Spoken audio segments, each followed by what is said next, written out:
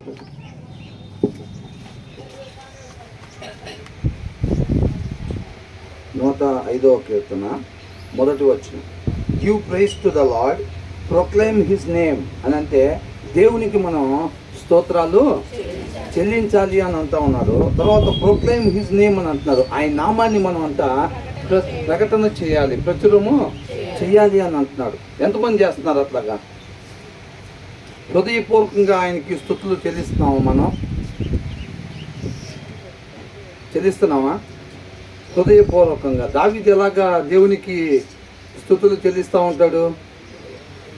కొంతమంది ఏం చేస్తారంటే వారం మొత్తం మన ఇష్ట ప్రకారంగా జీవించుకుంటా వచ్చి ఇక్కడికి వచ్చిన తర్వాత పెదాలతోటి దేవుణ్ణి స్తుతిస్తూ ఉంటారనమాట. అర్థమవుతుంది? అలా కాకుండా వారం మొత్తం కూడా ఆయన నామ మహిమ కొరకు ఆయన మాట ప్రకారంగా మాత్రమే జీవించి ఇక్కడికి వచ్చి హృదయపూర్వకంగా ఆయన్ని స్తుతించేవారుగా మనం ఉండాలి. అంత మాత్రమే కాదు, ఆయన నామాన్ని అంత మనం ఏం చేయాలంట? ప్రకటించాలి. ఆయన నామాన్ని ప్రకటించాలన్నమాట. ఆయన అద్భుత కార్యాలని ప్రకటించాలి మనం. తర్వాత ఏమంటున్నాడు? Make known among the nations what he has done. దేవుడు చేసిన కార్యాలంతా ఈ దేశములు మొత్తానికి ఏం చేయాలంట? మనం తెలియపరచాలి అని అంటున్నాడు.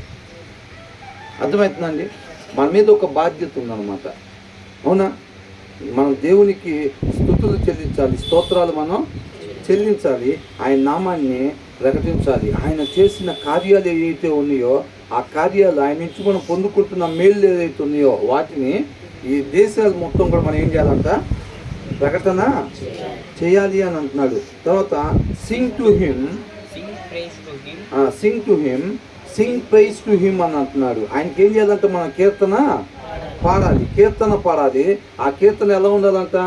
స్తుతి కీర్తన మనం పాడాలి అని అంటున్నాడు. ఆయనకి స్తోత్రాలు చెల్లించాలి, ఆయనకి స్తుతి కీర్తన పాడాలి, ఆయన నామాన్ని ప్రకటన చేయాలి, ఆయన చేసిన అద్భుత కార్యాలని ఈ దేశాల మొత్తానికి మనం ఏం చేయాలంట? ప్రకటన చేయాలి, తెలియపరచాలి. మన ప్రవర్తన ద్వారా, మన చూపు ద్వారా, మన మాట ద్వారా ఆయన చేసిన కార్యాలనంతా మనం ఈ దేశానికి ప్రకటన చేయాలి అని అంటున్నాడు. అందుకని మనం అంటున్నాడు, ఈ లోకానికి మనం ఏంటంట? వెలుగై ఉన్నాము, ఈ లోకానికి మనం ఉప్పై ఉన్నాము అని అంటున్నాడు అనమాట దేవుడు. తర్వాత tell of all his wonderful acts అని అంటున్నాడు. ఆయన చేసిన అద్భుత కార్యాలు, అనేక అద్భుత కార్యాలు చేస్తారు. ఇవాళ మన ముందే మనం చూస్తున్నాం కదా. అవునా? ఇప్పుడు మనం షేర్ చేసిన బ్రదర్ టెస్ట్ మనీ కూడా మనం విన్నాం. ఇందాక బ్రదర్ చెప్పిన టెస్ట్ మనీ కూడా విన్నాం. ఆయన అద్భుత కార్యాలతో ఈ లోకం మొత్తం కూడా నిండుకొని ఉన్నదన్నమాట. అర్థమవుతుందండి? కాబట్టి ఆయన చేసే అద్భుత కార్యాలనంతా మనం ప్రతి ఒక్కరికి కూడా తెలియపరచాలి అని అంటారు. Tell of all his wonderful acts అంటే అద్భుత కార్యాలు. ఈ లోకంలో ఏ మనిషి చేయలేని కార్యాలు కేవలం దేవుడు మాత్రమే చేయగలిగిన ఆ కార్యాలనంతా మనం ఈ దేశానికి ప్రకటన చెయ్యాలి, ప్రతి ఒక్కరికి కూడా తెలియపరచాలి. Glory in his holy name. ఏం చేయాలంట? ఆయన నామాన్ని బట్టి మనం అతిశయించాలంట. దేన్ని బట్టి అతిశయించాలి? ఆయన నామాన్ని బట్టి మాత్రమే మనం అతిశయించేవారుగా ఉండాలి. అంతేకాని మనకున్న ధనాన్ని బట్టో, మనకున్న అందాన్ని బట్టో, మనకున్న ఉద్యోగాన్ని బట్టో, మనకున్న పలుకుబడిని బట్టో, పేరుని బట్టో, వాటిని బట్టి మనం ఏమాత్రం కూడా అతిశయించడానికి వీల్లేదు. నా దగ్గర ఇది ఉందిగా. చిన్నపిల్లలు ఏం చేస్తారు జనరల్గా? నా దగ్గర ఇది ఉందిగా, నీ దగ్గర లేదుగా అని అవతల వాళ్ళని ఎక్కిరిస్తూ ఉంటారు, హేళన చేస్తూ ఉంటారు. దేవుడు ఇవ్వకుండా మనకి ఏమైనా వచ్చిందా? ఆయన కృపను బట్టి మనకి ఇచ్చిన దాన్ని ఇతరులకు లేదని చెప్పి మనం వాళ్ళని అవమానించేవారుగా, అపహాస్యం చేసేవారుగా ఉండకూడదు. ఏ రోజు కూడా మనం ఏదైనా కలిగి ఉన్నాము అంటే అది కేవలం ఆయన కృపను బట్టి మనం కలిగి ఉన్నాం అంతే. అర్థమవుతుందండి? దాన్ని మనం అందరం కూడా ఎరిగి ఉండాలన్నమాట. కాబట్టి ఆయన నామాన్ని బట్టి మాత్రమే మనం అతిశయించే వారికి ఉండాలి. Let the hearts of those who seek the Lord rejoice అని అంటున్నారు. అంటే ఎవరి హృదయాలైతే దేవుణ్ణి వెతుకుతాయో. అర్థమవుతుందండి? హృదయం దేవుణ్ణి వెతకటం అంటే ఏంటి? అంతే, వాక్యాన్ని ధ్యానించటం అనమాట. ఆ దప్పికున్న తత్వం. ఎవరైతే వాక్యాన్ని చదవాలి, వాక్యంతో నింపబడాలి నా హృదయం, అప్పుడే నేను వెళ్ళాల్సిన దారిలో నేను వెళ్తాను, మేలైన మార్గంలో నేను నడుచుకుంటాను, మంచి మార్గంలో నేను నడుచుకుంటాను, దేవునితో పాటు యుగ యుగాలు ఉండే దారిలో నేను నడుచుకుంటాను అని చెప్పి ఎవరైతే అనుకుంటారో దానికి ఏం కావాలంట? హృదయం బాల్యం నుంచి ఎలాంటిదంట? మోసకరమైంది. ఆ హృదయంలో నుంచి మంచి రావాలి అని అంటే ఏం చేయాలంట? ఆ హృదయంలో నుంచి మంచి రావాలి అని అంటే ఆ హృదయంలో వాక్యం ఉన్నప్పుడు మాత్రమే ఆ హృదయంలో నుంచి మంచి అనేది వచ్చింది. కాబట్టి let the hearts of those who seek the Lord rejoice. వాళ్ళంట ఆనందంతో నింపబడిందంట ఆ హృదయం. అలాంటి హృదయం కలిగిన వాళ్ళు ఎవరైతే వారి యొక్క హృదయంతో ఆ యొక్క వాక్యాన్ని వెతుకుతారో, దేవుని వెతకటం అంటే ఏంటి? వాక్యమే దేవుడై ఉన్నాడు కాబట్టి ఆయన్ని ఆయనగా తెలుసుకోవటం కోసం అన్నమాట. అంతేనా? దేవుడు ఏం చెప్పాడు? మోషేతో ఏం చెప్పాడు? నన్నుగా నువ్వు తెలుసుకొని అది నీ పిల్లలకి చెప్పాలి. అంత మాత్రమే కాదు, వాళ్ళ పిల్లలకు కూడా చెప్పాలన్నమాట. అంతేనండి. కాబట్టి ఆయనగా తెలుసుకునే దానికోసం వెతుకులాడి తవ్విలాడి ఆయన్ని కనుక్కోవాలి అని అంటున్నాడు. మనం వెతకాలి దేవుణ్ణి. అర్థమవుతుందండి? అదే చెప్తున్నారు. ఎవరికి అలాంటి హృదయాలు కలిగి ఉంటారో వాళ్ళు ఆనందంతో సంతోషంతో ఉండేవారుగా ఉంటారు అని అంటున్నాడు. మరి మన హృదయాలు ఎతుకుతున్నాయా? మరి ఎలాగా? ఎవరు అలాగా సంతోషంగా ఆనందంగా ఉంటారంట? ఎవరి హృదయాలైతే దేవుణ్ణి వెతుకుతాయో అని అంటున్నాడు. ఏమంటున్నాడు? Let the hearts of those, ఎవరి హృదయాలైతే హూ సీక్ ద లార్డ్ అని అంటున్నారు. దేవుని వాక్యాన్ని ఏ హృదయం అయితే వెతుకుతా ఉండిద్దో అలాంటి హృదయం గల వాళ్ళంతా సంతోషంతో ఆనందంతో నిత్యము ఉంటారు అని అంటున్నాడు. అర్థమవుతుందండి? ఒకవేళ మన హృదయం వాక్యాన్ని వెతకపోతే, దేవుణ్ణి వెతకపోతే, అలాంటి హృదయం మనం కలిగి ఉంటే అంటే మన జీవితంలో సంతోషం ఉండిద్దా? అంటే లోక సంబంధమైన సంతోషాలు ఉండొచ్చు. అర్థమవుతుందండి? ఈ లోక సంబంధమైన సంతోషాలు అంటే మన నిత్య నాశనానికి నడిపించే సంతోషాలు ఉండొచ్చేమో కానీ, అవునా కదా? నిత్య నాశనానికి నడిపించే సంతోషాలు ఉండొచ్చేమో కానీ వాక్యం నేను హృదయం నిత్య జీవానికి నడిపించలేదు. మన హృదయంలో ఏదైతే ఉంటుందో ఆ హృదయంలో నుంచి ఏది వస్తే దాన్ని మనం అనుసరిస్తూ ఉంటాం అన్నమాట. మన శరీరం దాన్ని అనుసరిస్తూ ఉంటుంది. కాబట్టి మన హృదయంలో ఎప్పుడైతే వాక్యం లేకుండా ఉంటుందో దాంట్లో నుంచి మోసకరమైనది వచ్చింది అనమాట. ఆ మోసకరమైన దాన్ని మనం శరీరం వెంబడించింది. అప్పుడు ఎటు వెళ్ళిపోయింది? మన శరీరం నిత్య నరకాగ్నికి వెళ్ళిపోయింది. కాబట్టి మన హృదయంలో నిత్యము సమృద్ధిగా దేవుని వాక్యం ఉండేటట్టుగా చూసుకోవాలి. ఆయన కృపను బట్టి మనకి ఇచ్చిన రక్షణ. ఆ దీపం ఆరిపోకుండా నిత్యము దాంట్లో నూనె నింపబడి ఉండేటట్టుగా నిత్యము చెక్ చేసుకుంటూ ఉండాలన్నమాట. ఆ దీపం నిత్యం వెలిగే ఉండాలి అని అంటే ఏం చేయాలి? దాంట్లో నూనె పోసుకుంటా జాగ్రత్తగా దాన్ని కాచుకుంటా మనం ఉండాలి. మన రక్షణ అనే దీపం నిత్యము వెలిగే ఉండేటట్టుగా. అర్థమవుతుందండి? ఆ వాక్యం అనే నూనెతో మనం ఆ హృదయాన్ని ఎప్పుడు నింపుకొని ఉంచుకోవాలన్నమాట. తర్వాత ఏమన్నాడు? Look to the lord and his strength. అంటే ఆయన వైపు మాత్రమే మనం చూసేవారుగా ఉండాలి. ఆయన్ని మాత్రమే మనం ఆశ్రయించేవారుగా ఉండాలి. ఏంటంట? Look to the lord and his strength. మనం ఎటువైపు చూడాలంట? ఆయన వైపు మాత్రమే మనం చూసేవారుగా ఉండాలన్నమాట. ఆయన్ని మాత్రమే మనం ఆశ్రయించేవారుగా ఉండాలి. ఆయన బలం వైపు, మన బలం వైపు ఏదైనా అయిద్దా? మన బలంతో, మనకున్న ధనంతో, అవునా, ఇలాంటి వాటితో మనకి ఏదైనా అయిద్దా? ఏమాత్రం కూడా మనం సాధించలేము మన బలం మీద ఆధారపడితే కనుక. సౌలు ఏమనుకున్నాడు? తనకున్న సైన్యాన్ని బట్టి, తనకున్న బలాన్ని బట్టి, తనకున్న అధికారాన్ని బట్టి ముందుకి సాగిపోయాడు. ఎటు వెళ్ళిపోయాడు? నశించిపోయాడు. అవునా? కానీ దావీదు ముసల్తనంలో వచ్చాడా రాజుగా? యుద్ధానికి అప్పుడు వచ్చాడా? మరి ఆయన బలం కలిగి ఉన్నప్పుడే వచ్చాడు, మంచి సైన్యం ఉన్నప్పుడే వచ్చాడు. అవునా? మంచి అధికారం, రాజుగా ఉన్నాడు. అయినా సరే ఆయన నిత్యం ఎవరి మీద ఆధారపడేవాళ్ళు? దేవుణ్ణి మాత్రమే ఆశ్రయించేవాడు, దేవుడి మీద మాత్రమే ఆధారపడేవాడు. మనకి ఏమున్నా సరే మన చూపు ఎటువైపు ఉండాలంట? ఆయన వైపు మాత్రమే మన చూపు ఉండేదిగా ఉండాలి. తర్వాత ఏమంటున్నాడు?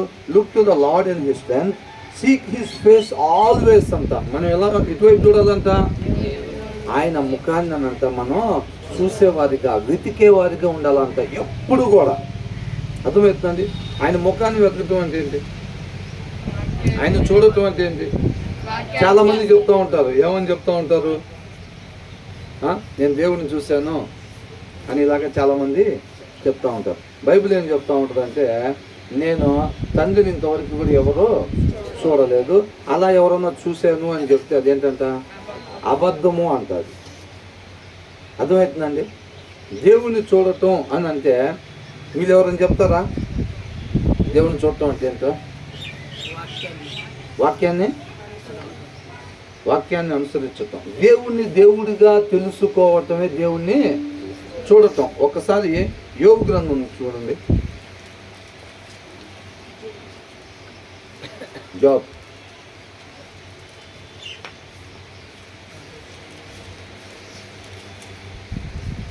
యోబు గ్రంథం 42వ చాప్టర్ 42వ అధ్యాయం. యోబు గ్రంథం 42వ అధ్యాయం 5వ వచనం, 5th verse. వినికిడి చేత అంటే యోబు ఎలా విన్నాడంట దేవుడి గురించి? వినికిడి చేత. అంటే వాళ్ళు వీళ్ళు చెప్తుంటే నేను విన్నాను నీ గురించి. అర్థమవుతుందండి? ఆ తర్వాత ఏమంటున్నాడు? వినికిడి చేత నిన్ను గూర్చిన వార్త నేను వింటిని, అయితే ఇప్పుడు నేను కన్నులారా నిన్ను చూచుతున్నాను అని అంటున్నాడు. ఏం చేశాడంట? కన్నులారా నిన్ను చూచుతున్నాను అని అంటున్నాడు. యోబు దేవుడితో మాట్లాడుతున్నాడు ఈ మాట. అర్థమవుతుందండి? వాస్తవానికి యోబు దేవుని చూసాడా? మరి ఎందుకు చెప్పాడు ఆ మాట?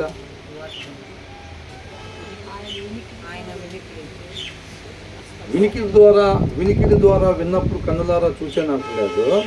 నేనేమంటున్నాడు? వినికిడి చేత నిన్ను గూర్చిన వార్త నేను వింటిని, అయితే అంటే అంతకు ముందు అంట విన్నారంట. అంతే, అయితే ఇప్పుడు కన్నులారా నిన్ను చూచుతున్నాను అని అంటున్నాడు. అంటే ఒక్కసారి 38వ వచనం,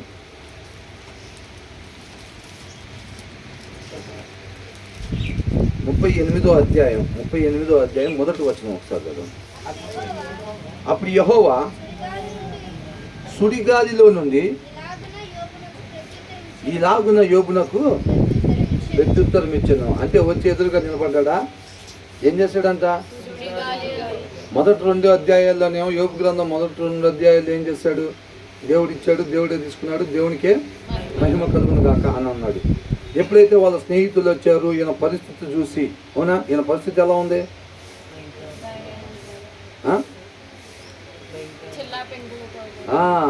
ఏం చేస్తున్నాడు? చిల్ల పెంకు ఒకటి తీసుకుని ఆయనకున్న కురుపుల్ని గీక్కుతూ ఉన్నాడంట. అలాంటి పరిస్థితుల్లో ఉన్నాడు. పిల్లలు మొత్తం చనిపోయారు, ఉన్న ఆస్తి మొత్తం పోయింది. ఈయన కోసం, ఈయన స్నేహితులు ఈయన చూడటం కోసం అని వచ్చి ఈయన పరిస్థితులు చూసి బట్టలు చింపుకొని అక్కడ కూర్చొని ఉన్నారనమాట. అంత పరిస్థితులు, అలాంటి దీనమైన పరిస్థితుల్లో యోబు ఉన్నాడు.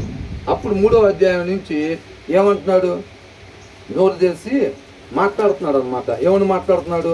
నాకు ఈ పరిస్థితి రావాల్సింది కాదు, నేను నీతిమంతుణ్ణి, యథార్థమంతుణ్ణి, అయినా సరే దేవుడే నాకు కావాలని ఈ శ్రమల్ని రప్పించాడు, కాబట్టి నేను దేవునితో వ్యాజ్యం ఆడాలి అని అంటున్నాడు. ఏమంటున్నాడండి యోబు? నువ్వేదో తప్పు చేస్తుంటావు, అందుకని నీకు వచ్చిన ఈ పరిస్థితులను, నేను ఏ తప్పు చేయలేదు, అయినా సరే దేవుడు కావాలని నాకు ఇది రప్పించాడు, నాలో ఏ తప్పు ఉందో ఎతుకుదామని చెప్పి ఆయన కనుక్కుందామని చెప్పి చూస్తున్నాడు, పద్దాక నాలో తప్పు పడదామని చూస్తున్నాడు అని చెప్పి దేవుడిని అపార్థం చేసుకున్నాడు అన్నమాట. దేవుని దేవుడిగా తెలుసుకోలేదు యోబు. అర్థమవుతుందండి?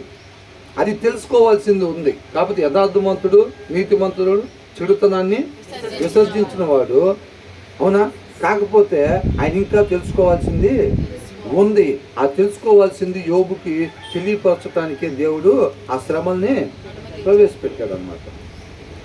విధేయతలో సంపూర్ణతలోనికి నడిపించటం కోసం, సంపూర్ణతలోనికి నడిపించటం కోసం యోబుకి ఆ శ్రమల్ని ప్రవేశపెట్టాడు. అప్పుడు యోబు ఏమనుకున్నాడు? అపార్థం చేసుకుని నాకు రావాల్సినవి కాదు. వాక్యం ఏం చెప్తుంది?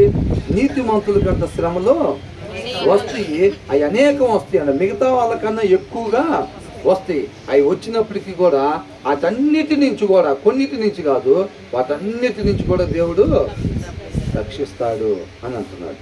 అర్థమవుతుంది? యేసుక్రీస్తు వారు కూడా శ్రమల ద్వారా విధేయతని నేర్చుకున్నాడు. కాబట్టి ఆ శ్రమలో మనకు అవసరం అయింది అన్నమాట. విధేయతని నేర్చుకొని తండ్రి చిత్తాన్ని యేసుక్రీస్తు వారు ఏ రీతిగా నెరవేర్చారో మనం కూడా, వాళ్ళందరూ కూడా ఆ దినాల్లో అరణ్యంలో ఎందుకు రాలిపోయారంట? హెబ్రీయులకు 4:11 ఏమనుంది? వాళ్ళ దినాల్లో అవిధేయత కలిగి అరణ్యంలో రాలిపోయారు, కనాన్లోకి వెళ్లకుండా. కాబట్టి మీరు అలాంటి అవిధేయతను కలిగి ఉండకుండా విధేయతను కలిగి దేవుని మాటకు లోబడి దేవుడు చెప్పిన దాని ప్రకారంగా ఆయన వాక్య ప్రకారంగా జీవించి ఈ నిత్య జీవం అనే కణాల్లోకి మీరు ప్రవేశించండి. ఆ దినంలో వాళ్ళు కణాల్లోకి ఎందుకని వెళ్ళలేకపోయారు? అవిధేయత వాళ్ళని వెళ్ళలేకపోయారు. కాబట్టి మీరు వారికిలాగా ఉండబాకండి, మీరు విధేయత చూపించండి. వారు నా మాట విన్నారు కానీ దాని ప్రకారం వాళ్ళు నడుచుకోలేదు. కాబట్టి మీరు కూడా నా వాక్యాన్ని వింటున్నారు కానీ ఆ వాక్య ప్రకారంగా మీరు కానీ జీవించకపోతే వారికిలాగే మీరు కూడా నిత్య నరకాగ్నిలోకి వెళ్ళిపోయేవారుగా ఉంటాడు అని చెప్పి ఆయన మనం ప్రేమించేవాడు కాబట్టి ముందే హెచ్చరిస్తూ ఉన్నాడు అనమాట, సరి చేసుకుంటామని చెప్పి. అర్థమవుతుందండి? యోబుకు కూడా అలాంటి శ్రమ తీసుకొచ్చినప్పుడు యోబు ఏం చేశాడు? నాకు ఈ రావాల్సింది కాదు, అయినా సరే దేవుడు అన్యాయంగా పంపించాడు కాబట్టి నేను దేవుడితో వ్యాజ్యం ఆడాలంటే వాళ్ళ స్నేహితులు ఏమంటున్నారు? కొంతమందికి ఏం చేస్తారంటే అరాకొర వాక్యం, అవునా, మొత్తం తెలుసు అనుకుంటారు. వాళ్ళ స్నేహితులు కూడా ఏమనుకుంటున్నారు? నువ్వేదో తప్పు చేస్తుంటావు అందుకనే నీకు శ్రమలు వచ్చినాయి, తప్పు చేయకుండా శ్రమలు రావని అంటున్నాడు. ఈయన కూడా అదే అనుకుంటున్నాడు, నాకు ఈ శ్రమలు రావాల్సినవి కాదు, నేను నీతిమంతున్నాను నేను అంటున్నాడు. వాళ్ళ స్నేహితులు ఏమంటున్నారు? శ్రమ వచ్చింది అని అంటే నువ్వు ఖచ్చితంగా ఏదో ఒక తప్పు చేస్తుంటావు అంతే, ఒకవేళ నీకు తెలియదేమో, మర్చిపోయావేమో, అయినా సరే క్షమాపణ వేడుకో, దేవుడు తీసేస్తాడు అంటున్నాడు. ఈయనేం చేస్తున్నాడు అంటే నేను తప్పు చేయలేదు కాబట్టి నేను ఎందుకు క్షమాపణ వేడుకోవాలని అంటున్నాడు. నేను క్షమాపణ వేడుకున్నాను అంటాడు. వీళ్ళు అంటున్నారు, బాబు నువ్వు చేయకపోతే నీ పిల్లలు చేశారేమో, ఒకవేళ నీ పిల్లలు ఏమన్నా తప్పు చేశారేమో నీకు తెలియదు కదా, కాబట్టి నువ్వు క్షమాపణ వేడుకో, దేవుడు తీసేస్తాడు కదా, నీకు కావాల్సిన శ్రమలు పోవటమే కదా అని అంటున్నాడు. శ్రమలు పోవటమే కదా, కాబట్టి నీ పిల్లలు ఒకవేళ ఏమన్నా తప్పు చేశారేమో. వాళ్ళు ఆ దినాలు ఏం చేసేవాళ్ళంట? అందరు కలిసి ఒక కుటుంబంలో ఒక ఇంట్లో గ్యాదరింగ్ అవుతూ ఉండేవాళ్ళు అంట. వాళ్ళందరూ అన్నదమ్ములు ఇప్పుడు వీళ్ళందరూ ఉంటారు కదండి, వాళ్ళంతా ఫ్యామిలీ ఫెలోషిప్ అందరూ ఒక ఇంట్లో గ్యాదరింగ్ అవుతూ ఉండేవాళ్ళు అనమాట. వాళ్ళు ఆ టైంలో కావచ్చు ఏదో ఒక తప్పు చేస్తుంటారేమో, అందుకని శ్రమలు వచ్చినాయి, నువ్వు క్షమాపణ వేడుకుంటే దేవుడు తీసేస్తాడని అంటే నేను వేడుకోను, నేను అసలు తప్పు చేయలేదు, నా పిల్లలు కూడా తప్పు చేయలేదు. వాళ్ళ పిల్లలు ఏమైనా ఒకవేళ తప్పు చేసి ఉంటారేమో అని చెప్పి వాళ్ళ కోసం బలులు అర్పిస్తూ ఉండేవాడు. అర్థమవుతుందండి? వాళ్ళ కోసం ఒకవేళ నాకు తెలియకుండా ఏమన్నా పిల్లలు తప్పు చేశారేమో అని చెప్పి ఆ తప్పులకు సంబంధించినట్టుగా పరిహారం కోసం బలుని అర్పిస్తూ ఉండేవాడు అన్నమాట. యోబు అంత కరెక్ట్గా ఉంటూ ఉండేవాడు. కాబట్టి నాకు ఈ శ్రమ రావటానికి వీల్లేదు, మీకు మీతో వ్యాజ్యం ఆడను, మీకు తెలియదు, మీరు శ్రమలు వచ్చినాయి అంటే తప్పు చేసుకుంటావు నువ్వు గ్యారెంటీగాని మీరు అనుకుంటున్నారు. కాబట్టి అది కాదు, నాకు ఈ శ్రమలను ప్రవేశపెట్టింది ఎవరు? దేవుడు. కాబట్టి నేను దేవునితోనే వ్యాజ్యం ఆడాలి అని చెప్పి 3వ అధ్యాయం నుంచి వాళ్ళ స్నేహితులతో వాళ్ళతో మాట్లాడుకుంటా నేను దేవుడితోనే వ్యాజ్యం ఆడాలి, నేను దేవుడితో మాట్లాడాలి, నాకు ఈ రావాల్సిన శ్రమలు కాదు, నేను నీతిమంతుడు అయినా సరే దేవుడే కావాలని నాకు ఈ ప్రవేశపెట్టాడు అని మాట్లాడుతున్నాడు. అంటే దేవుడు ఎవరికన్నా హాని చేస్తాడా? ఒకళ్ళు తప్పులు పట్టుకుందాం అని చూస్తూ ఉంటాడా? వాడు నీతిమంతుడు లాగున్నాడు, వాడు ఇలాగున్నాడు అలాగున్నాడు, వాళ్ళ ఒక్క తప్పు దొరికితే సార్ ఊరు మొత్తం చెప్పతాడు గురించి. ఆమె గురించి ఏం చేయాలంటే కొంతమంది ఏం చేస్తారు, నాటబడాల్సిన ప్రదేశంలో నాటబడి లేకపోతే ఇలాంటి ఆలోచనలే వస్తాయి. కొంతమంది చక్కగా పరిశుద్ధంగా జీవిస్తుంటే ఏం చేస్తారు తెలుసండి, వాళ్ళు మచ్చలు ఎతకాలి, ఎట్లాగైనా సరే మచ్చ పట్టుకోవాలి. మనం ఏదో ఒక రకంగా వాళ్ళ బలహీనత మనకి తెలియాలి. వాళ్ళు ఏదో బుద్ధిమంతురాలమా లేకపోతే బుద్ధిమంతుడు అనుకుని ఊరు మొత్తం అనుకుంటున్నారు అనుకుంటా. అర్థమవుతుందా?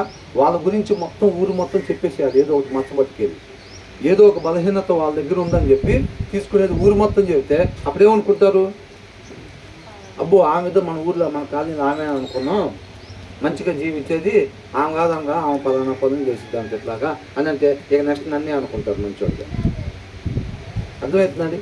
కొంతమంది ఏం చేస్తారు, పరిగెత్తే పందాల్లో న్యాయంగా గెలవలేక పక్కనోడికి ఏం చేస్తారు, కాలొద్దని పెడతారు. అవునా? ఏం చేస్తారు, గెలుపు కోసం పక్కనోడికి, వీళ్ళకి ఏ తప్పు చేయకుండా మంచిగా ఉండి వాక్యాన్ని అనుసరించడం వీళ్ళకి చేత అవదు. ఎవరన్నా అలా ఉంటున్నారంటే వీళ్ళు ఏం చేస్తారు, వాళ్ళలో మచ్చలు ఎతకాలి. అవునా? ఆ పొద్దున్నే సువార్త చెప్పడానికి పోతుంటే ఆమె వేరే దానికోసం పోతుందని చెప్పి బొకారు లేపాలి. అవునా కదా? అసలు ఇది ఇలా ఉంటుందంటే అసలు కారణం అది కాదు, ఇంకోటి ఉందని చెప్పి పుకారు లేపాలి, బ్యాడ్ ప్రాపగాండా చేయాలి, బ్యాడ్ చేసేయాలి వాళ్ళని సొసైటీలో. అలాగనుకుంటూ ఉంటారనమాట. అర్థమవుతుందండి. కాబట్టి ఈయనేం చేస్తున్నాడు, యోబు దేవుణ్ణి అపార్థం చేసుకున్నాడు అనమాట. అపార్థం చేసుకుని దేవుణ్ణి దేవుడిగా తెలుసుకోకుండా అపార్థం చేసుకుని దేవుడితోనే వ్యాజ్యం ఆడాలి ఇట్లాగ అది ఇది అని అంటుంటే అప్పుడు దేవుడు వస్తాడనమాట. ఎప్పుడు 38వ అధ్యాయం మొదటిగా అప్పుడు మొదటి వచనంలో అప్పుడు యెహోవా సుడిగాలిలో నుండి ఇలాగు యోబునకు ప్రత్యుత్తరం ఇచ్చెను. అప్పుడు యోబు స్థితి ఏంటి, దేవుడు అంటే ఎవరు అనేది జస్ట్ ఒకసారి అట్లాగా తెలియపరుచుకుంటాడు దేవుణ్ణి. అప్పుడు ఒక్కసారి యోబు నోటి మీద వేలేసుకుంటాడు. ఇక నేను ఎప్పుడు కూడా నోరు తెలిసి మాట్లాడినంటాడు. అక్కడ ఒక 2-3 వచనాలు చూద్దాం. ఆగండి. జ్ఞానము లేని మాటలు చెప్పి ఆలోచనను చెరుపుచున్న వీడెవడు? దేవుడు మాట్లాడుతున్నాడు ఈ మాటలు. ఎవరి గురించి? యోబు గురించి. అర్థమవుతుందండి. ఎవరంట? జ్ఞానము లేని మాటలు చెప్పి అన్నట్టు యోబు మాట్లాడే మాటలు ఎలాంటి మాటలంట? జ్ఞానము లేని మాటలు చెప్పి ఆలోచనను చెరుపుచున్నా. ఏం జరుపుతున్నాడంట? ఆలోచనను చెరుపుచున్నా వీడెవడు? పౌరుషము తెచ్చుకొని నీ నడుము బిగించుకొనుము, నేను నీకు ప్రశ్న వేయుదును, నీవు దానిని నాకు తెలియజెప్పుము. చూసారా, ఇప్పుడు దాకా 3వ అధ్యాయం దగ్గర నుంచి 37వ అధ్యాయం దాకా యోబు మాట్లాడి నేను నీతిమంతుడిని, నా శ్రమ రావడానికి వీల్లేదు అసలు, అవునా, నేను దేవుడితోనే వ్యాజ్యం ఆడాలి, నేను న్యాయవంతుడిని, దేవుడు అన్యాయస్తుడు, కాబట్టి నేను ఏ తప్పు చేయబడి నాకు శ్రమని ఈయన అపార్థం చేసుకున్నాడు. అవునా, వాళ్ళ స్నేహితులు అపార్థం చేసుకున్నారు. తప్పు చేసిన వాళ్ళకే శ్రమ వచ్చిద్ది అని చెప్పి వాళ్ళు అపార్థం చేసుకొని దేవుడిని దేవుడిగా తెలుసుకోకుండా, అర్థమవుతుందండి, వాళ్ళు ఏం చేస్తున్నారు, నేను దేవుడితో వ్యాజ్యం ఆడాలి, దేవుడితో తప్పు, నేను న్యాయవంతుడు అని అంటే అప్పుడు దేవుడు వచ్చి మాట్లాడుతున్నాడు. సరే ఇక నడుము బిగించుకో, ఇక రెడీయేనా, మరి నేను ప్రశ్నలు వేస్తాను, నీకు నాతో మాట్లాడాలి అంటున్నావు కదా ఇందాక నుంచి, సరే నేను వచ్చా, ఇప్పుడు రెడీ అయినా నువ్వు మాట్లాడతానికి ఇంకా అని అంటున్నాడు. అట్లా ఏమంటున్నాడు, పౌరుషం తెచ్చుకొని నడుము బిగించుకోను, నేను నీకు ప్రశ్న వేయదును, నీవు దాన్ని నాకు తెలియజెప్పుము. నేను భూమికి పునాదులు వేసినప్పుడు నువ్వెక్కడ నుండివి? చూసారా ఏమడుగుతున్నాడు, నువ్వు పెద్దోడివి, గొప్పోడివి, మరి ఎవరెవరికి శ్రమలు రావాలో ఎవరెవరికి రాకూడదు నీవు మొత్తం తెలిసినోడివి, నాతో వ్యాజ్యం ఆడాలని చెప్పి ఎదురు చూస్తున్నావు, ఛాలెంజ్ చేసి నన్ను పిలుస్తున్నావు ఇందాక నుంచి, అవునా, సరే అంత గొప్పోడివి కదా, నేను చిన్న చిన్న ప్రశ్నలు వేస్తాను, మరి వాడికి సమాధానం చెప్పు మరి అని అంటున్నాడు. అప్పుడు ఏమంటున్నాడు, నేను భూమికి పునాదులు వేసినప్పుడు నువ్వు ఎక్కడ ఉంటివి?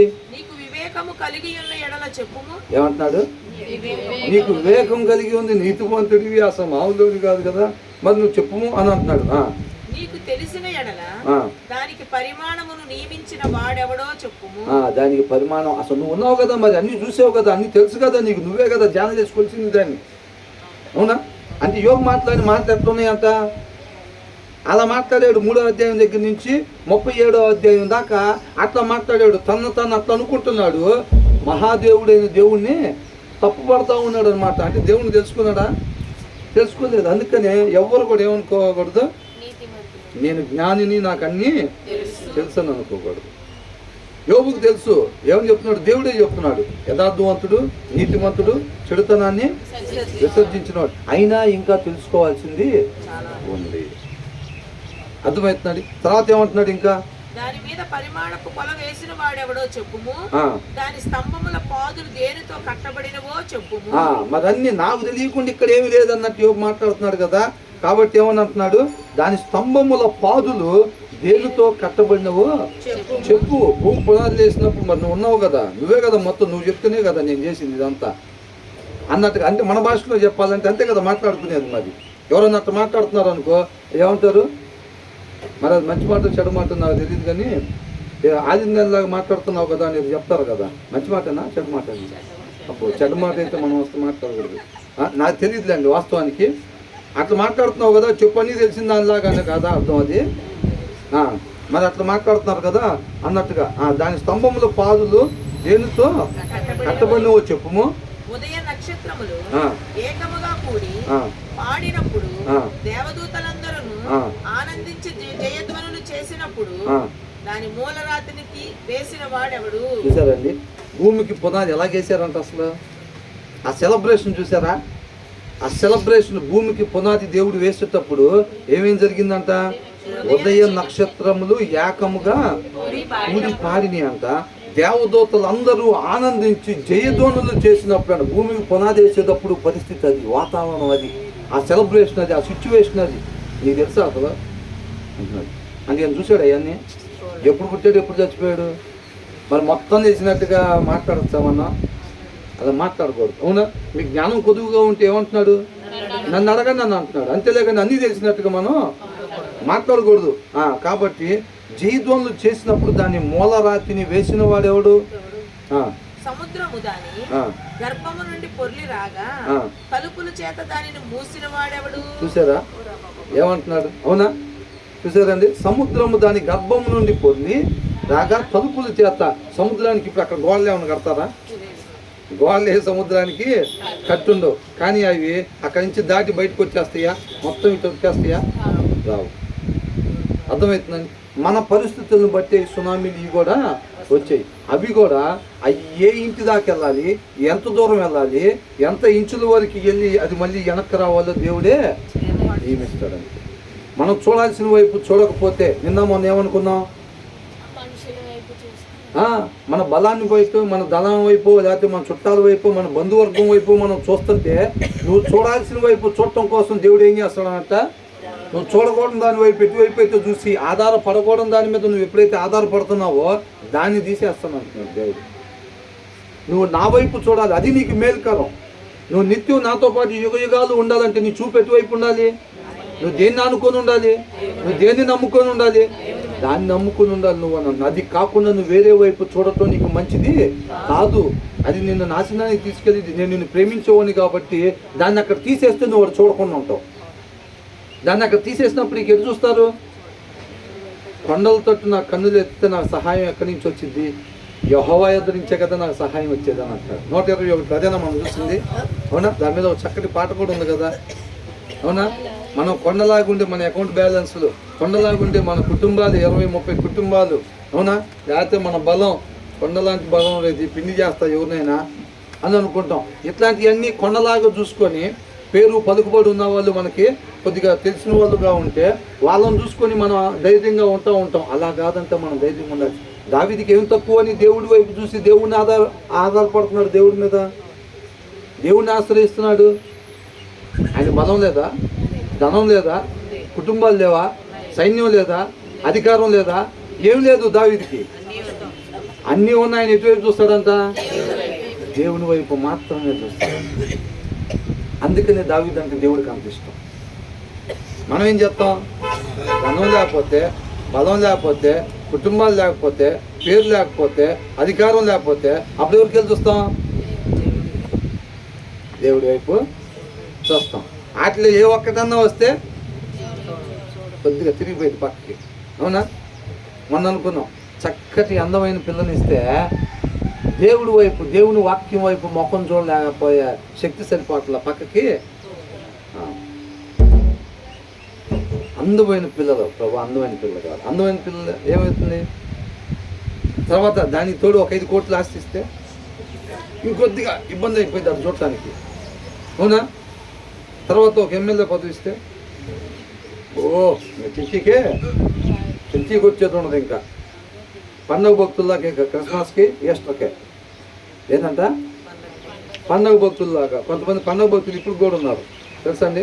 వాళ్ళు క్రిస్మస్కి ఒకసారి చర్చికి వస్తారు, ఈస్టర్కి ఒకసారి చర్చికి వస్తారు.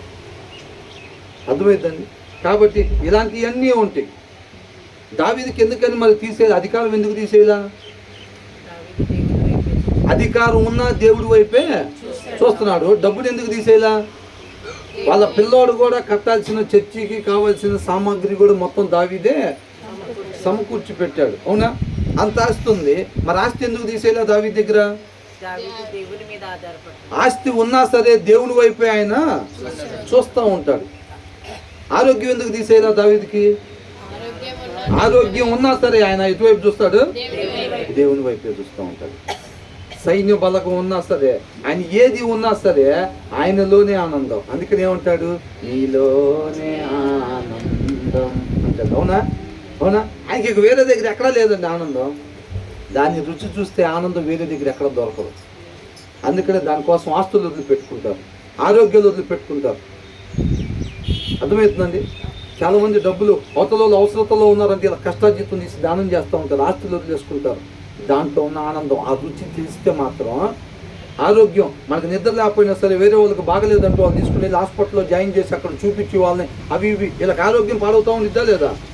ఆరోగ్యం పాడైనా సరే ఆ రుచి తెలిసింది అని అంటే మన ఆరోగ్యం వదిలిపెట్టుకోవడానికి ఇష్టపడతాం, ఆస్తులు వదిలిపెట్టుకోవడానికి ఇష్టపడతాం. కొంతమంది కుటుంబ సభ్యులు అర్థం చెప్తున్నప్పుడు కుటుంబాలని వదిలిపెట్టుకుని వచ్చి దేవుడు పరిచర్యకి ఎక్కడికో పిలుచుకున్నాడు అనుకోండి. అబ్రహాం ఎక్కడి నుంచి వచ్చాడు? తన కుటుంబాన్ని వదిలిపెట్టి దేవుడు పిలిచిన దగ్గరికి వచ్చాడు. అవునా? ఎలీషా ఎలాగొచ్చాడు? ఉన్న పలంగా ఎక్కడ వదిలేసి. పేతురు ఎలాగొచ్చాడు? ఆ శిష్యులు మొత్తం ఎట్లా వచ్చారు? అన్నీ వదిలిపెట్టుకొని, కుటుంబాలను వదిలిపెట్టుకొని వస్తారు. అది దేవుడిగా తెలుసుకుంటే, దేవుడు ఏంటి అనేది తెలిస్తే, ఆయన మనల్ని ఎంత ప్రేమిస్తున్నాడు అన్న విషయం మనకు తెలిస్తే అర్థమవుతుందండి. అంటే నేను చెప్పేది, దేవుడి కన్నా ఎక్కువగా కుటుంబాన్ని ప్రేమించే వాళ్ళు ఉంటారు, పిల్లల్ని ప్రేమించే వాళ్ళు ఉంటారు, డబ్బుని ప్రేమించే వాళ్ళు ఉంటారు. ఇలాంటి వాళ్ళందరి గురించి నేను చెప్తున్నానండి. అర్థమవుతుందండి. ఆయన కొంతమందికి సమృద్ధి, ఆయన కృపను బట్టి సమృద్ధి ఇస్తే, ఆ మిగతా ఎవరైతే అవసరతల్లో ఉన్నారో వాళ్ళకి ఇచ్చే దానికోసం దేవుడు ఇస్తాడు. దావీదుకి ఆస్తి ఇస్తే ఏం చేశాడు? ఎవరైతే దానికి అర్హులు ఉన్నారో, పేదవాళ్ళు ఎవరైతే ఉన్నారో, వృద్ధులు ఎవరైతే ఉన్నారో వాళ్ళని వెతికి మరీ కనుక్కొని వెళ్ళి ఇచ్చాడు. అబ్రహాంకి ఆస్తి ఇస్తే ఏం చేశాడు?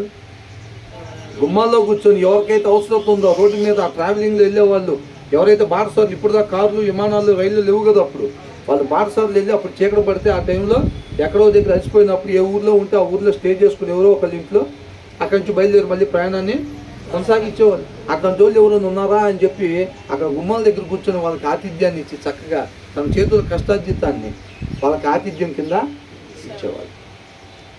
అర్థమవుతుందండి. అలాగనమాట దేవుడిగా తెలుసుకుంటే వీటన్నిటిని మనం వాటిని లెక్క చేయం. అందుకనే పౌలు గారు ఏమంటారు? ఈ లోకంలో ఉన్న సమస్తాన్ని నేను ఎలా ఎంచుకుంటున్నాడంట? పెంట వల్లే ఎంచుకుంటున్నాడంట. ఆయనగా తెలుసుకుంటే, సత్యవాక్యం ఎప్పుడైతే ఒకరి దగ్గరకు వచ్చిందో, ఆ రోజు పేతురు వాక్యం చెప్పినప్పుడు వాళ్ళందరికీ ఏం చేశాడంట? 3,000 మంది బాప్తీసం తీసుకున్నారంట. ఆ తీసుకున్న తర్వాత ఎప్పుడైతే సత్యవాక్యం వాళ్ళ దగ్గరికి వచ్చిందో, వాళ్ళ ఆస్తులు అమ్మి తీసుకొచ్చి అపోస్తుల పాదాల దగ్గర ఏముందిరా ఇది అసలు? మట్టే కదరా మనం రాసుకుంది ఇప్పుడు దాకా. సత్యవాక్యం దగ్గరికి రానప్పుడు వాళ్ళు అదే విలువైంది అని చెప్పి వాటిని జాగ్రత్తగా లాకర్లో పెట్టి దాచుకున్నారు. ఎప్పుడైతే సత్యవాక్యం వాళ్ళ దగ్గరికి వచ్చిందో, అసలు దాంతో పోలిస్తే ఇది మొత్తం ఏంటంట? మట్టి. దాన్ని తీసుకుని వచ్చి ఎవరైతే అవసరతల్లో ఉందో, ఈ అపోస్తులకు తెలుసు కాబట్టి, అక్కర్లో ఉన్న వాళ్ళకి ఎవరెవరు ఉన్నారో వీళ్ళకి తెలుసు కాబట్టి తీసుకుని వచ్చి వాళ్ళ పాదాల చెంత పెట్టారు.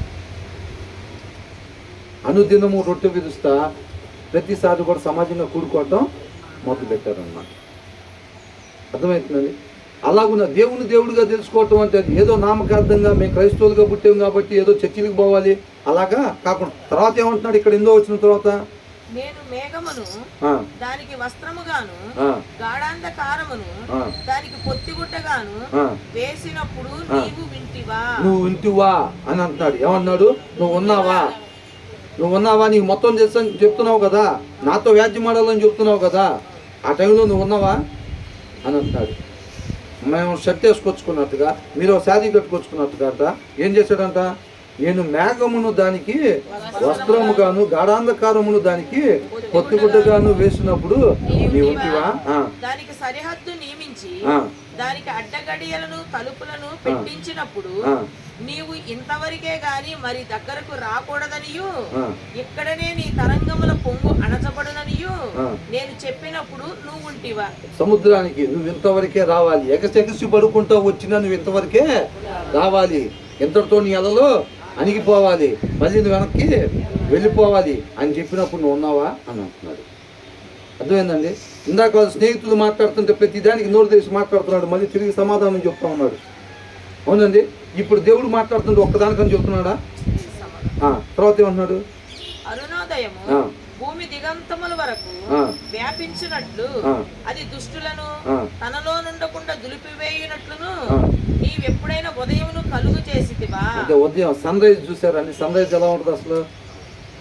అవునా? ఒక బలంగా భూమిని చీల్చుకొని వచ్చినట్టుగా సూర్యుడు అట్లా వస్తూ ఉంటాడు. అది చాలా అద్భుతంగా ఉంటుంది. అవునా? నువ్వు ఎప్పుడన్నా కలుగు చేసావు దాన్ని అని అంటున్నా. అది ఏ మనిషి అన్నా కలుగు చేస్తాడా? చేయలేడు. అలాంటివి చూసినప్పుడు ఖచ్చితంగా దేవుడు అనే ఆయన ఉన్నాడు, ఆయనే మొత్తాన్ని కలుగు చేశాడు అని చెప్పి మనిషి తెలుసుకుంటాడు అనమాట. తర్వాత ఏమన్నాడు? ముద్ర వలన మాటికి రూపము కలుగునట్లు అది పుట్టగా భూమి ముఖము మార్పు నందును, విచిత్రమైన పనిగల వస్త్రము వలె సమస్తమును కనబడును. దుష్టుల వెలుగు వారి యొద్ద నుండి తీసివేయబడును, వారెత్తిన బాహువు విరగొట్టబడును. సముద్రపు అలాగా ఇక కంటిన్యూగా మొత్తం 2 అధ్యాయాలు దేవుడు యోబుతో మాట్లాడతాడు అనమాట. 40వ అధ్యాయం 1వ వచనం చదవండి ఒకసారి. మరియు యెహోవా యోబునకు ఇలాగు ప్రత్యుత్తరం ఇచ్చెను, ఆక్షేపణలు చేయజూచువాడు సర్వశక్తుడగు దేవునితో వ్యాజ్యమాడవచ్చునా? వాదింపవచ్చునా అంటే వాదింపవచ్చా, వాదింపకూడదా? ఎవరితో వాదింపకూడదంట? దేవునితో వాదింపకూడదు ఎప్పుడు కూడా. కాబట్టి ఇతన్నాడు, ఆక్షేపణలు చేయి చూచువాడు సర్వశక్తుడకు దేవునితో వాదింపవచ్చునా? దేవునితో వాదించువాడు ఇప్పుడు ప్రత్యుత్తరం ఇవ్వలేను. ఏందంట? లేదు, నేను దేవుడితోనే మాట్లాడేది, మీరెవరు నాకు సరిపోరు అసలు. అవునా? నేను నీతివంతుని, యథార్థవంతుని, నేను తప్పే చేయలేదు, అయినా నాకు ఆయనే కావాలని శ్రమలు తీసుకొచ్చాడు, నేను ఆయనతోనే మాట్లాడాలి, నేను ఎవరితో ఇక మాట్లాడను, ఇంకా నాతో ఎవరు మాట్లాడటానికి సరిపోరు, ఇక ఆయన రావాల్సిందే, ఆయన రావాల్సిందే అని చెప్పి చెప్తే 37 వచనం దాకా తర్వాత పైన వచ్చాడు. ఏమంటున్నాడు? అప్పుడు యేబు, ఆ దేవునితో వాదించువాడు ఇప్పుడు ప్రత్యుత్తరం, మేము దేవుడితో వాదించాలంటున్నావు కదా, మరి ఇప్పుడు సమాధానం చెప్పాలి నువ్వు మరి అని అంటున్నాడు. అప్పుడు యేబు ఇలాగు ప్రత్యుత్తరం ఇచ్చెను, యెహోవాకి ఇలాగు ప్రత్యుత్తరం ఇచ్చెను, చిత్తగించుము, నేను నీచుడను. ఏందంట? యోబు ఎవరంట? నీచుడను. నేను నీచుడను, నేను నీకు ఏమని ప్రత్యుత్తరం ఇచ్చేదను? ఏందంట? వ్యాజ్యమాడాలి, రండి రండి రండి అని పిలిచి దేవుడితో మాట్లాడాలి, దేవుడితోనే మాట్లాడాలి. ఆయనే తప్పు చేశాడు, అందుకే దాక్కుంటున్నాడు, నేను నీతిమంతుడిని, అందుకే సవాల్ చేసి పిలుస్తున్నాను నేను వచ్చి అని చెప్పి మాట్లాడు. దాని సారాంశంలో మీకు అర్థం అవటం కోసం చెప్తున్నానండి, మొత్తం అదంతే ఉండిద్ది. అట్లా అన్నప్పుడు ఏమంటున్నాడు? చిత్తగించుమో, నేను నీచుడను, నేను నీకు ఏమని ప్రత్యుత్తరం ఇచ్చేదను? నా నోటి మీద నా చేతిని ఉంచుకొందును. అంటే ఏంటంట? ఇదిగో ఇలా, నా నోటి మీద నా చేతిని ఉంచుకొందును. ఒక మారు మాటలాడి తిని నేను మరలా నోరెత్తను. ఏంటంట? ఒకసారి నేను మాట్లాడాను, ఇంకోసారి నేను ఎప్పుడు నోరెత్తను ఇంకా అని అంటున్నాడు. 2 సార్లు మాటలాడి తిని ఇకను పలుకను. అప్పుడు యెహోవా సుడిగాలిలో నుండి ఇలాగు యోబుతో ప్రత్యుత్తరం ఇచ్చెను. చూసారండి, మళ్ళీ ఇంకా మాట్లాడుతున్నాడు అనమాట. ఆ తర్వాత ఏమంటున్నాడు? పౌరుషము తెచ్చుకొని నీ నడుము కట్టుకొనుము, నేను నీకు ప్రశ్న వేసేదను, నీవు ప్రత్యుత్తరం ఇమ్ము. అసలు ఇప్పుడు దాకా మాట్లాడి ఈ 2 అధ్యాయాల్లో నుంచి మాట్లాడితేనే, సుడిగాల్లో నుంచి మాట్లాడితేనే యోబు ఏమంటున్నాడు? తెలిసిపోయింది ఆయనకి, ఈయన స్థితి ఏంటి, ఈయన జ్ఞానం ఏంటి, దేవుడు అంటే ఎవరు, ఆయన శక్తి సామర్థ్యాలు ఏంటి, ఆయన మహోన్నతుడైన దేవుడు తెలిసిపోయింది. ఆయనగా తెలుసుకుంటున్నాడు అనమాట. అర్థమవుతుందండి? అప్పుడు దాకా దేవుడి గురించి ఎట్లా విన్నాడంట? ఆలీలు చెబుతుంటే వినికిడి ద్వారా విన్నాడంట. వినికిడి ద్వారా విని అట్లా కనుక్కుంటున్నాడు, అపార్థం చేసుకుని అప్పటికి ఇంకా దేవుడుగా తెలుసుకోలేదు. తెలుసుకోకుండా నోరు తెలిసి మాట్లాడుతూ దేవుడితోనే వ్యాజ్యమాడాలని పిలవటం ఇవన్నీ చేశాడు. 2 అధ్యాయాల ద్వారా మాట్లాడితే నేను ఒకసారి నోరు తెలిసాడు, 2 సార్లు మాట్లాడి నేను మాట్లాడినాను అంటున్నాడు. అయినా ఇంకా అయిపోలేదు అని చెప్పి దేవుడు మాట్లాడుతున్నాడు. 7వ వచనం ఏమంటున్నాడు? పౌరుషము తెచ్చుకొని నీ నడుము కట్టుకొనుము, నేను నీకు ప్రశ్న వేసేదను, నీవు ప్రత్యుత్తరం ఇమ్ము, నీవు నా న్యాయమును బొత్తిగా కొట్టివేసేదవా? అంతేమంటున్నాడు? ఆయనదే అన్యాయం, నాకు కావాలని శ్రమను ప్రవేశపెట్టాడు, నాకు రావాల్సింది కాదా అసలు అని అన్నాడు. అన్నారా లేదా? మరి అట్లా అన్నప్పుడు దేవుడు ఏమంటున్నాడు? నీవు నా న్యాయమును బొత్తిగా కొట్టివేసేదవా అంటే, నేను న్యాయం చేయలేదని, నేను చేసింది కరెక్ట్ కాదు అని చెప్తున్నాడు. అంటే నాకు ఈ రావాల్సినవి కాదు అని ఏంటి అర్థం? నాకు ఈ శ్రమలు దేవుడే ప్రవేశపెట్టాడు, కానీ నాకు ఈ రావాల్సినవి కాదు, కాబట్టి నేను దేవుడిని అడుగుతా దీని గురించి అని అంటున్నాడు. అంటే ఏంది? నువ్వు న్యాయం చేయలేదు, నువ్వు అన్యాయంగా నాకు ప్రవేశపెట్టావు అని దేవుడు న్యాయాన్ని ఏం చేస్తున్నాడు అంట? కొట్టివేస్తున్నాడు అనమాట. తర్వాత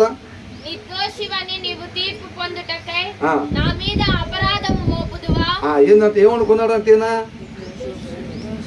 నిర్దోషి అంటే ఈయన, నేను దోషం చేయలేదు, నేను నిర్దోషిని అని చెప్పి నువ్వు జనాల దగ్గర తెలియపరుచుకోవటం కోసం నా మీద అపరాధము మోపుదువా? ఈయనను సంపూర్ణతలోకి నడిపించాలని ఆయన్ని ప్రేమించి ఆ శ్రమల్ని దేవుడు ప్రవేశపెట్టాడు. అర్థమవుతుందండి? తర్వాత ఏమంటున్నాడు? రాకడ దినాల్లో అంట దానియేలు లాంటి వాళ్ళు, యోబు లాంటి వాళ్ళు ఉన్నా సరే వాళ్ళు మాత్రం కాపాడుకోగలుగుతారు అన్న ఆ స్థితిలోకి యోబుని ఎవరు తీసుకొచ్చారు? దేవుడు తీసుకొచ్చాడు. అలాంటి సంపూర్ణ స్థితిలోకి యోబుని తీసుకురావాలని చెప్పి ఆ శ్రమల్ని ప్రవేశపెట్టి అవి కూడా నేర్చుకోవాలి ఇంకా అని చెప్పి అన్ని మెలకువలు చెప్పటం అన్నమాట. ఇప్పుడు యుద్ధానికి వెళ్ళేటప్పుడు మెలకువలన్నీ చెప్పితే, మెలకువలన్నీ బాగా నేర్పిస్తే అతను యుద్ధానికి వెళ్ళినప్పుడు ఎలా జయిస్తాడు? ఓడిపోతాడు ఎక్కడన్నా? ఎక్కడా ఓడిపోడు. అర్థమవుతుందండి? కాబట్టి విధేయత చూపించే కొద్ది దేవుడి నామ మహిమ కొరకు దేవుడు మనల్ని వాడుకుంటూ ఉంటాడు అన్నమాట ఎప్పుడైనా.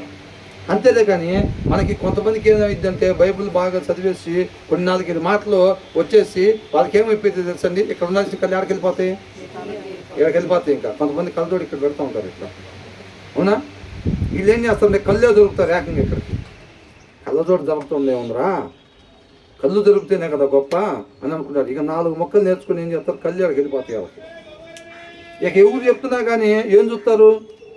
ఏం దొరికిద్దా నేను జీవించడానికి, దేవునితో పాటు యుగాలు ఉండటానికి ఏం దొరికిద్దా అని ఆశతో కాదు, ఏం పట్టుకోవచ్చా ఎవరి దగ్గర తప్పులు. అర్థమవుతుందండి? ఏంటంట ఇంకెక్కుతున్నాడు స్టేజీ, మనం ఎట్లాగైనా సరే 4 తప్పులను పట్టాలని అని ఇంత ఉంటారు.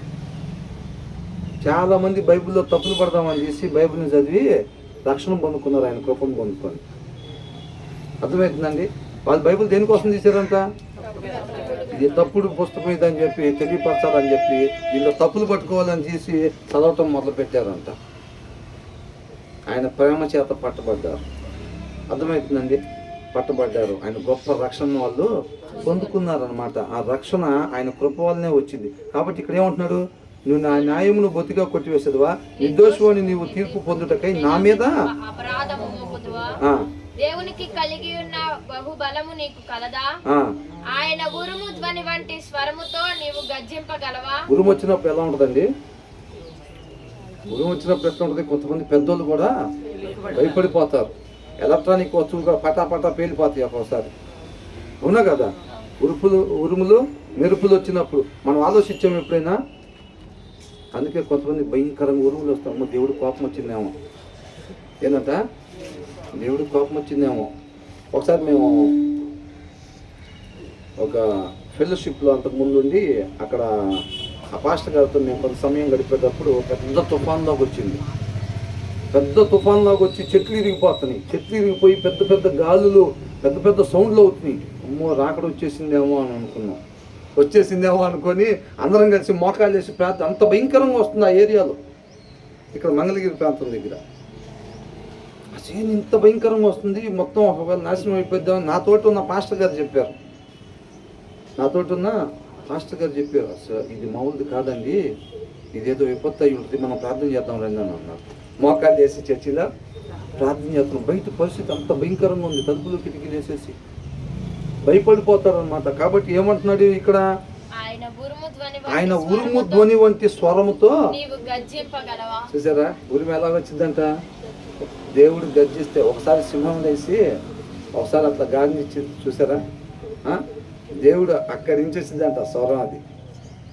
అవునా? ఆ తర్వాత ఏమంటున్నాడు? ఆడంబర మహోత్సవముతో నిన్ను నీవు అలంకరించుకొనుము, గౌరవ ప్రభావములను ధరించుకొనుము, నీ ఆగ్రహము ప్రవాహములుగా కుమ్మరించుము, గర్విష్ఠులైన వారిని అందరిని చూచి వారిని కృంగజేయము, గర్విష్ఠులైన వారిని చూచి వారిని అనగగొట్టుము, దుష్టుడు ఎక్కడ ఉన్నను వారిని అక్కడనే అనగదొక్కుము, కనబడకుండా వారిని అందరినీ బూడిదలో పాతిపెట్టుము, సమాధిలో వారిని బంధింపుము. అప్పుడు నీ దక్షిణ హస్తమే నిన్ను రక్షింపగలదని నేను నిన్ను గూర్చి ఒప్పుకొందునెను. నేను చేసిన నీటి గుర్రమును నీవు చూచి ఉన్నావు కదా, ఎడ్లు వలె అది గడ్డి మేయును. ఇంగ్లీష్ లో ఏమనుందో అది? Look at Behemoth, which I made along with you, and which feeds on grass like an ox. వింతగల జంతువులు అన్నమాట. అర్థమవుతుందండి. ఇప్పుడు లీవియాతాన్ అని చెప్పి టీవీలో చూపిస్తున్నారు కదా, దాని గురించి చెప్పబడింది కూడా యోబు గ్రంథంలోనే, దీంట్లోనే చెప్పబడింది. తర్వాత ఏమంటున్నారు, దాని శక్తి దాని నడుములో ఉన్నది, దాని బలము దాని కడుపు నడుములో ఉన్నది. దేవదారు చెట్టు క్రమ వంగునట్లు అది తన తోకను వంచును. దాని తొడల నరములు దిట్టముగా సంభవింపబడి ఉన్నవి. దాని ఎముకలు ఇత్తడి గొట్టము వలె ఉన్నవి. దాని ప్రక్క టెముకలు ఇనుప కమ్ముల వలె ఉన్నవి. అది దేవుని సృష్టించిన 41వ అధ్యాయం మొదటి వచనం చదవండి ఒకసారి, ఇంగ్లీష్ లో చదవండి.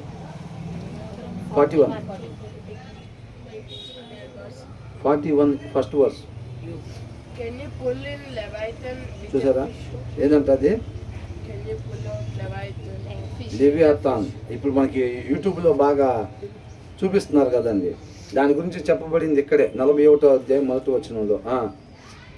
తెలుగులోనేమో నీవు మకరమును గాలముతో బయటికి లాగగలవా, దాని నాలుకకు త్రాడు వేసి లాగగలవా, దాని నీవు ముక్కు గుండా సూత్రము వేయగలవా, దాని దవడకు గాలము ఎక్కింపగలవా, అది నీతో విన్నపములు చేయునా, మృదువైన మాటలు నీతో పలుకునా, నీవు శాశ్వతముగా దానిని దాసునిగా చేసుకున్నట్లు అది నీతో నిబంధన చేయునా, నీవు ఒక ఇది మొత్తం కూడా దేవుడు మాట్లాడుతూ ఉన్నాడు అనమాట. తన శక్తి సామర్థ్యాన్ని తనని యోబుకి తెలియపరుస్తూ ఉన్నాడు అనమాట. అర్థమవుతుందండి. దేవుడిని ఏం చేశాడు యోబు, ఇంత తెలుసుకొని ఇదే దేవుడు అనుకున్నాడు. అర్థమవుతుందండి.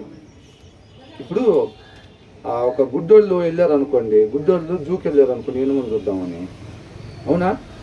ఇప్పుడు ఏనుగు నిలబడి ఉంటుంది కదా, ఇప్పుడు ఆయన పోయి దాని కాలు పట్టుకున్నాడు అనుకోండి, దాని కాలు పట్టుకుంటే ఏనుగు కాలు ఎలా ఉంటుంది, మన స్తంభంలాగా ఉంటుంది, అవునా? ఎంత ఉండి స్తంభంలాగా ఎట్లుంటుంది. ఇప్పుడు దాన్ని పట్టుకొని వచ్చి ఆహా ఇదా సంగతి, ఏనుగు అంటే ఇదా స్తంభంలాగా ఉంటుందా, సరేలే అని చెప్పి నేను ఏనుగు చూసి వచ్చాను అనుకున్నాడు అనుకోండి, అవునా? ఇప్పుడు వచ్చిన తర్వాత ఏనుగు చూసేవారా గుడ్డడా అంటే చూసానంటే ఎలా ఉందిరా ఏనుగు అని అంటే ఇట్లా బాగా ఇట్లా స్తంభంలాగా ఉండిద్ది ఏనుగు అని చెప్తాడు. ఏం చెప్తాడు, ఆయన కళ్ళు లేవు చూడటానికి, వెళ్ళి పట్టుకొని చూశాడు. పట్టుకున్నప్పుడు ఏం చూశాడు, ఏనుగు మొత్తం పట్టుకొని చూశాడా, కాళ్ళు పట్టుకొని ఇటు వెళ్ళి దాని చెవులు పట్టుకొని పొట్టిలా పట్టుకొని, అమ్మ ఇంత పెద్ద ఉంటుందా పొట్ట, చెవులు ఇట్లా ఉంటాయా, ఇక్కడేంటి ఇలా ఉంటుంది తొండం, ఆహా ఇలా ఉంటుందా, అయితే దీని నాలుగు అటువైపు కూడా చుట్టూ తిరిగి దానికి ఇంత తోక ఉంటుందా, ఇట్లా ఉంటుందా ఏనుగు అని అంటాడు. అప్పుడు గుడ్డానికి పెన్సిల్ ఇస్తే ఏనుగు ఎలా ఉంటుందో, 4 పెద్ద స్తంభాలు లాంటి కాళ్ళు, పెద్ద పొట్ట, పెద్ద చెవులు, ఒక తొండం, వెనకాల చిన్న తోక, ఇవన్నీ వేస్తాడు, అవునా? ఏనుగు మొత్తం పట్టుకొని వస్తే, అలా కాకుండా కాలు వరకు పట్టుకొని వస్తే ఏనుగు గీరా బాబా అంటే ఎట్లా గీస్తాడు, ఒక స్తంభంలా గీస్తాడు. యోబు కూడా దేవుడిని ఎంతవరకు తెలుసుకున్నాడు, అవునా? కాబట్టి నేను వ్యాజ్యమాడాలి రమ్మని చెప్పి సవాల్ చేసి పిలుస్తున్నాడు అన్నమాట.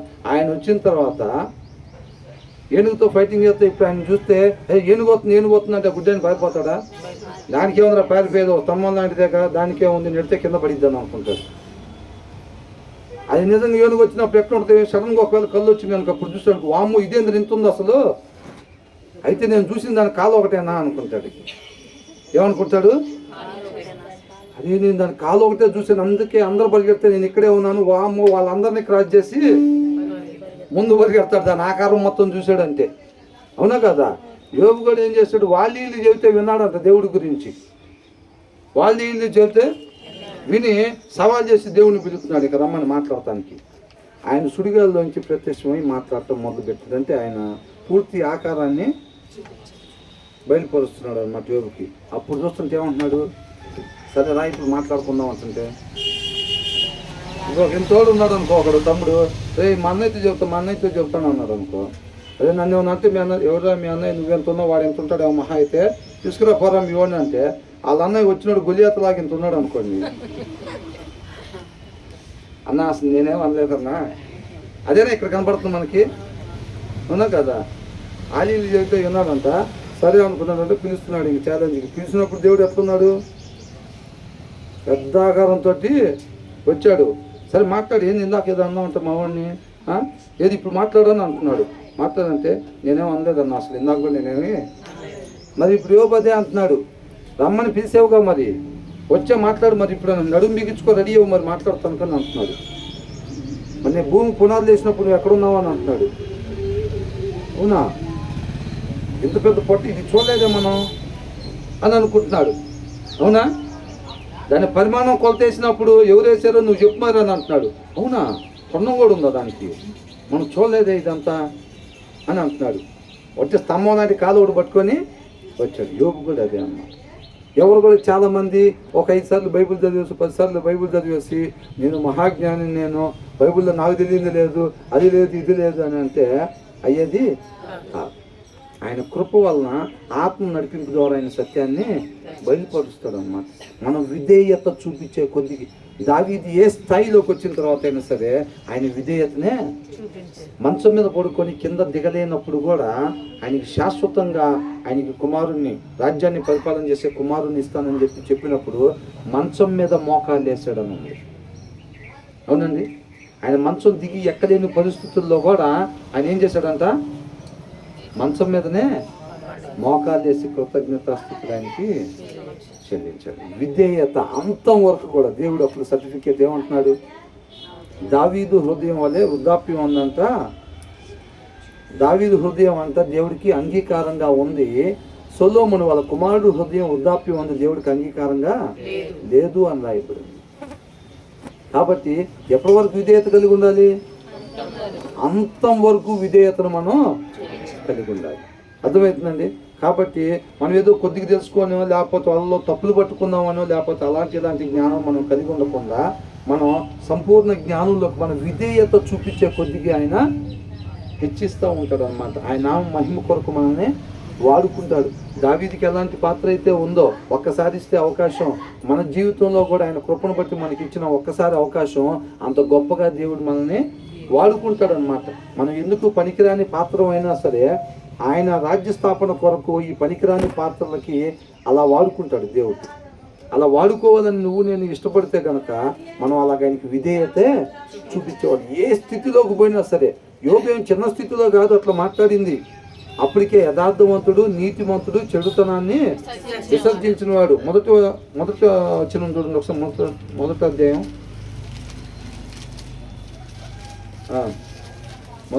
మొదటి వచనం. ఊజు దేశమందు యోబు అను ఒక మనుషుడుండెను. అతడు యథార్థవంతుడను న్యాయవంతుడై దేవుని యందు భయభక్తులు కలిగి చెడుతనమును విసర్జించిన వాడు. చూసాడండి ఆయన ఏ స్టేజ్లో ఇట్లా మాట్లాడాడు. యోబు గ్రంథం ఇప్పుడు మనం ధ్యానించుకున్న దాన్ని బట్టి నాకు అనిపిస్తూ ఉంది, చక్కగా మీరు దీన్ని చదవాలని ఒక ఆసక్తి కలుగుతూ ఉన్నట్టు కనిపిస్తూ ఉంది. మీరు ఒక్కసారిగా దీని సమయాన్ని కుదుర్చుకొని మొదటి అధ్యాయం దగ్గర నుంచి 42వ అధ్యాయం దాకా, చివరి అధ్యాయం దాకా ఒక్కసారిగా మీరు ఒక గ్లాసు జ్యూస్ తాగినట్టుగా కానీ సమయాన్ని తీసుకొని మీరు దీన్ని కానీ చదవగలిగితే చాలా అద్భుతంగా ఉంటుంది. అవసరమైతే పొద్దునపూట ఒక 10-15 అధ్యాయాలు ఒకసారి, సాయంత్రం ఒక రోజు మొత్తంలో కంప్లీట్ చేసినా సరే ఆ సారాంశం మీకు ఎప్పటికీ పోదు అసలు. ఇంకా అర్థమవుతుందండి. ఈ బుక్ మొత్తం ఒకసారి ఒక రోజులో కానీ మీరు చదివారంటే ఆ సారాంశం ఇక మీకు పోదు. రోజుకు ఒక అధ్యాయం కలిగి చదివారనుకోండి, చాలామంది చదివేది అంతేగా, రోజుకు ఒక అధ్యాయం, లేకపోతే 2 అధ్యాయాలు 3 అధ్యాయాలు, అందుకని బుర్రలో ఏమీ ఉండదు. అందుకే ఏ బుక్ తీసుకున్నా సరే ఆ బుక్ మొత్తం ఒకసారి చదవండి. ఇప్పుడు ఎస్తేర్ తీసుకుంటే ఎస్తేర్ మొత్తం ఒకసారి చదవండి, యోబు మొత్తం ఒకసారి చదవండి. అర్థమవుతుందండి. రూతు తీసుకుంటే రూతులో ఉండే 4 అధ్యాయాలు ఉన్నాయి కదా, ఆ 4 అధ్యాయాలు ఒకసారి చదవండి. అట్లాగనమాట. అట్లా చదివినప్పుడు ఏంటంటే మీకు ఆ సారాంశం మొత్తం మైండ్లో ఉండిపోయింది. ఎప్పుడు కూడా ఆ సారాంశంలో నుంచి మొత్తంలో నుంచి దాని మీనింగ్ తీయాలి ఎప్పుడు కూడా. అర్థమవుతుందండి. ఆ ఒక్క వచనంలో నుంచో ఒక్క మాటలో నుంచో అర్థం ఎప్పుడు కూడా తీయకూడదు. ఆ పుస్తకం మొత్తంలో నుంచి దాని అర్థం తీయాలి. అది కేవలం ఆ పుస్తకం మాత్రమే కాదు, ఆ వాక్యం, ఆ బైబిల్ మొత్తంలో నుంచి ఒక దాని మీనింగ్ మనం ఇట్లా తీస్తున్నాము అని అంటే అర్థం బైబిల్ మొత్తంలో నుంచి దాని అర్థం తీయాలి ఎప్పుడు కూడా. అర్థమవుతుందండి. ఇక్కడ ఏంటి ఇలాగుంది ఏంటి ఇది అని అంటే అది మనకు తెలియాలి అని అంటే బైబిల్ మొత్తంలో నుంచి తీయాలి అర్థం. ఆ సారాంశం మొత్తంలో నుంచి తీయాలి, ఆ బైబిల్ మొత్తంలో నుంచి తీయాలి అని అంటే ఆ బుక్లో నుంచి తీసుకోవాలన్నమాట మనం.